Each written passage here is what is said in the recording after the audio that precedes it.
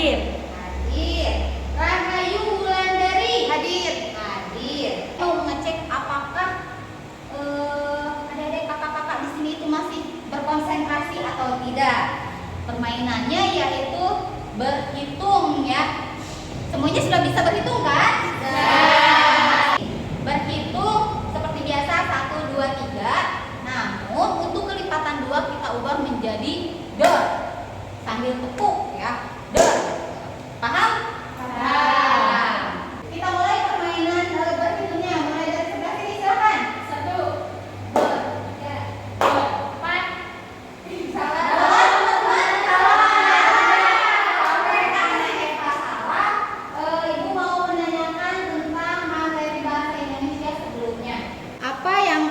Anda ingat dari materi bahasa Indonesia yang pernah Anda pelajari? Silahkan. Yang saya ingat ya Bu, untuk yang minggu-minggu kebelakang yang telah dipelajari itu adalah mengenai kalimat, yang dimana pola kalimat itu ada yang terbangun dari subjek, predikat, objek, ada yang juga terbangun dari subjek, predikat saja, kemudian ada lagi yang tersusun atas subjek, predikat, objek, dan kelengkapan. Nah itu yang saya ingat Bu. Nah, seperti yang tadi disampaikan oleh rekan-rekan kalian, di pertemuan sebelumnya itu kita telah mempelajari berbagai materi tentang bahasa Indonesia. Untuk hari ini kita akan mempelajari tentang jenis-jenis karya tulis ilmiah. Kenapa sih kita harus mempelajari jenis-jenis karya tulis ilmiah? Ada yang tahu? Ada Bu. Oh, silahkan Azri.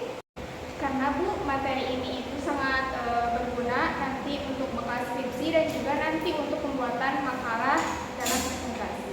Oke, baik, betul sekali Nazri. Seperti yang tadi Nazri sampaikan bahwa pembelajaran hari ini berkaitan dengan karya tulis ilmiah, salah satunya tadi makalah. Nah, seperti pada tujuan pembelajaran yang pertama itu mahasiswa mampu menganalisis perbedaan dari setiap jenis karya tulis ilmiah. Karena karya tulis ilmiah itu banyak ya. Kemudian yang kedua, mahasiswa mampu merancang sebuah karya tulis ilmiah sesuai dengan tujuan dan sistematika yang mereka. Sampai sini dapat dipahami? Ya. Nah, untuk pembelajaran hari ini kita akan melaksanakannya dengan cara berdiskusi dan berkelompok.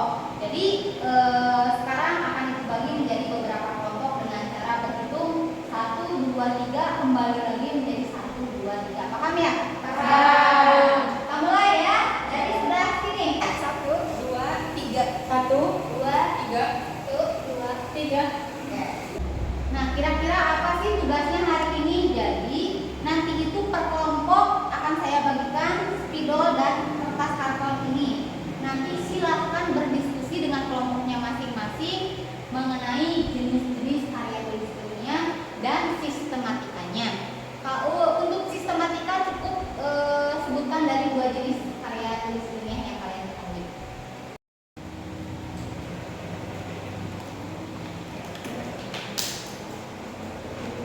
Nah, silakan boleh duduknya sambil melihat. Jangan lupa beri identitas ya di atasnya, misalnya kelompok 1 atau kelompok 2. Kemudian untuk posisi menulisnya bebas, silakan mau landscape, mau potret, yang penting ketika nanti mempresentasikan itu dapat terbaca oleh rekan-rekan yang lain. Lupa anggotanya ya, sama kelompoknya. Penulisannya boleh jenis-jenisnya dulu, kemudian sistematikanya nanti, atau mau langsung jenis karya tulis ilmiah langsung sistematikanya, itu bebas ya. Silakan. Ini bagus nih.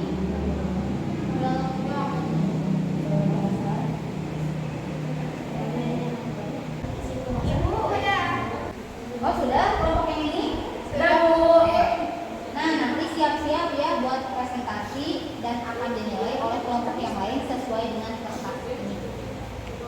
Silakan dirumuskan siapa yang mau menjelaskan, siapa yang mau memegang. Oke? Siap Bu. Siap Bu.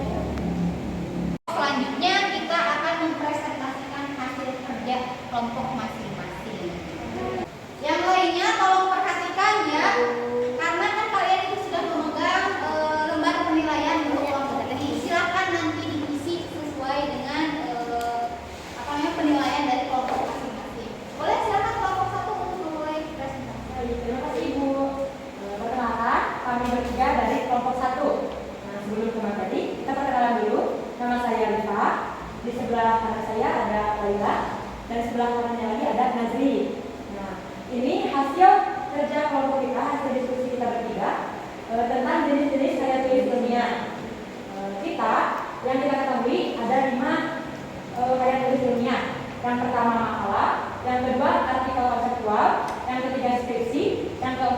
dan yang kelima disertasi.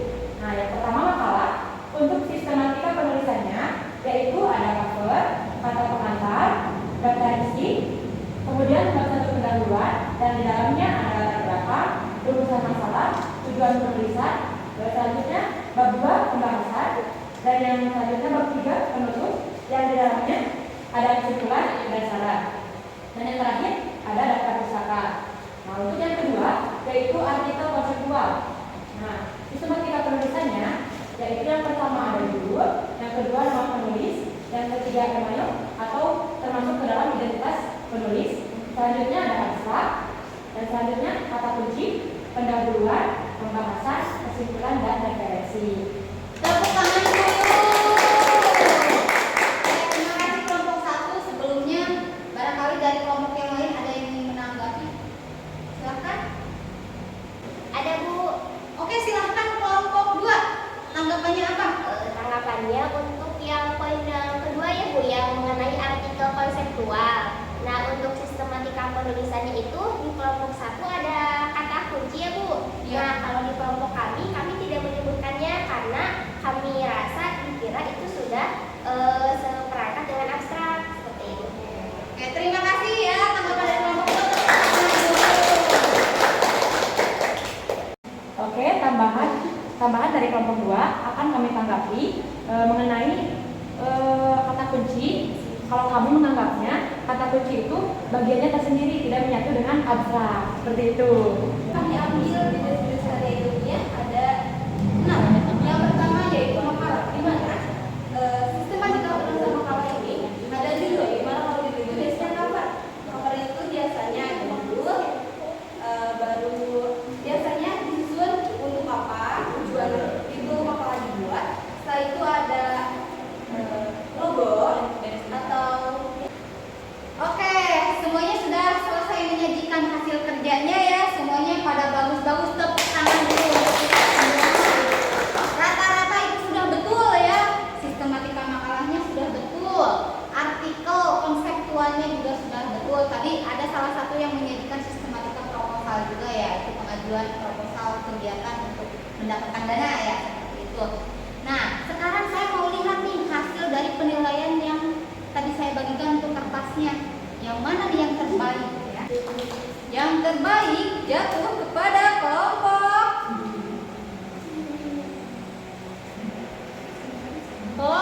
3. Dengan nilai 157.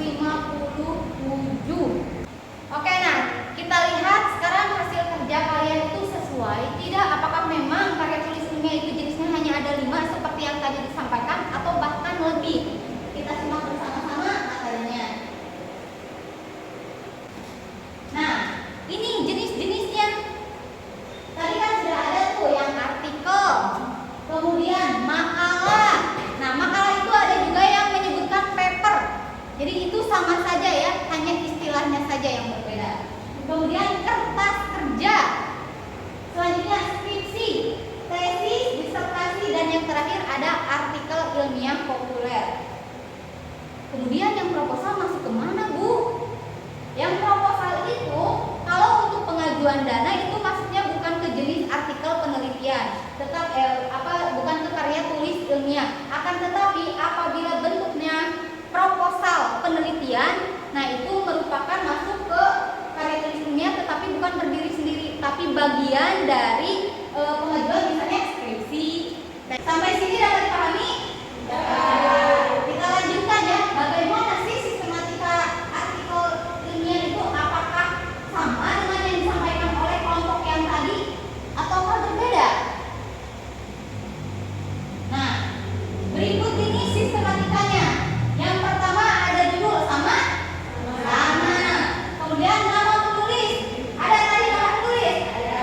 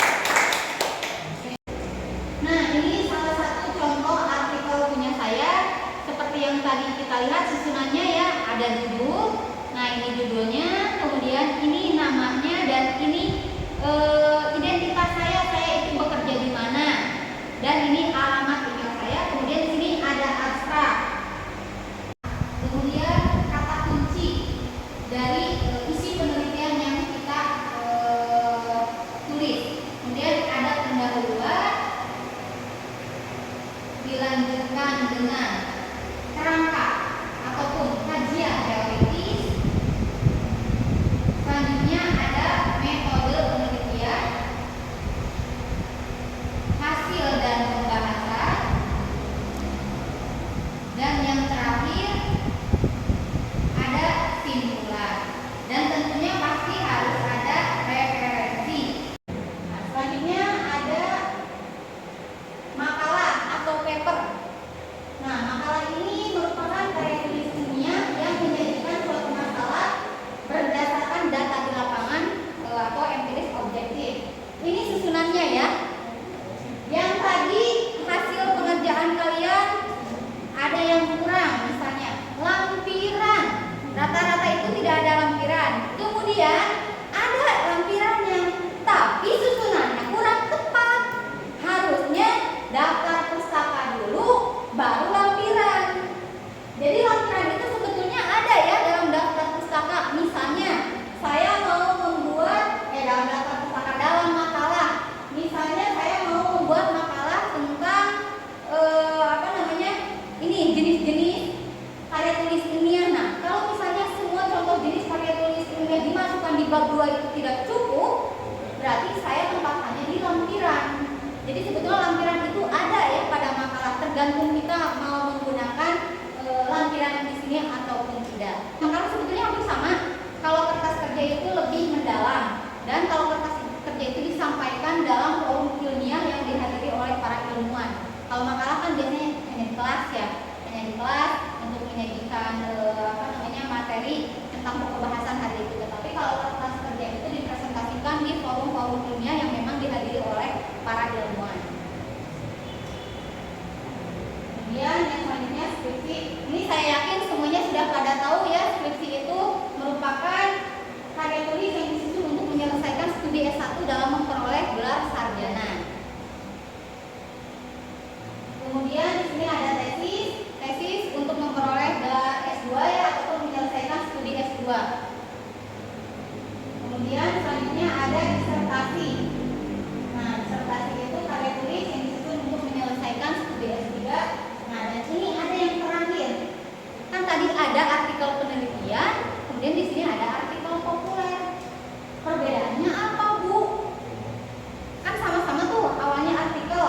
Perbedaannya itu ada di kalau populer itu dimuatnya bukan di jurnal penelitian, tapi di media massa. Misalnya koran, tabloid, ya, surat kabar. Kenapa ada kata populer? Karena menggunakan kata-kata yang kosakata yang bukan yang baku. Jadi lebih bebas bahasanya. Itu kan kalau misalnya karya tulis ilmiah jenis makalah, skripsi itu kan harus menggunakan bahasa Indonesia yang baik dan benar ya, sesuai dengan kaidahnya. Kalau untuk artikel ilmiah populer itu karakter tulisannya subjektif maupun objektif. Kemudian standar tulisannya bebas, tidak ada yang mengharuskan harus ada pendahuluan, harus ada kerangka teori, harus ada metodologi. Jadi kalau di artikel populer itu bebas ya, standar tulisannya. Bahasanya seperti yang tadi saya sampaikan lebih fleksibel, misalnya menggunakan kata-kata populer. Kenapa? Karena nantinya akan dijadikan sebagai konsumsi publik yang akan dimuat pada media massa, misalnya surat kabar ya. Kemudian nah ini strukturnya. Jadi kalau membuat artikel populer itu tetap harus ada acuannya. Acuannya seperti apa? Yang pertama harus ada judul atau headline. Kemudian yang kedua ada teras artikel atau link. Nah, teras artikel itu apa? Paragraf pertama ataupun alinea pertama yang menggugah pembaca. Jadi ketika kita membaca, ketika setelah membaca judulnya dan membaca paragraf pertamanya itu langsung kita tuh tertarik dengan artikel tersebut. Nah, itu yang dinamakan teras artikel. Kemudian ada body atau isi artikel, itu yang mencakup tentang apa yang ingin disampaikan. Kemudian ada penutup ya atau leg. Pertemuan hari ini telah selesai dilaksanakan ya. Sebelum saya akhiri, saya ingin bertanya. Boleh silakan acungkan tangan yang perasaan yang kalian dapat ataupun manfaat yang kalian dapat setelah mengikuti perkuliahan hari ini. Silakan. Saya, Bu. Oke, silakan. Untuk manfaat yang saya dapatkan pada perkuliahan hari ini, yang pertama saya bisa menjadi mengetahui jenis-jenis artikel atau jenis-jenis karya tulis ilmiah yang akan dijelaskan oleh Ibu, serta dapat mengetahui sistematika lebih rinci lagi dan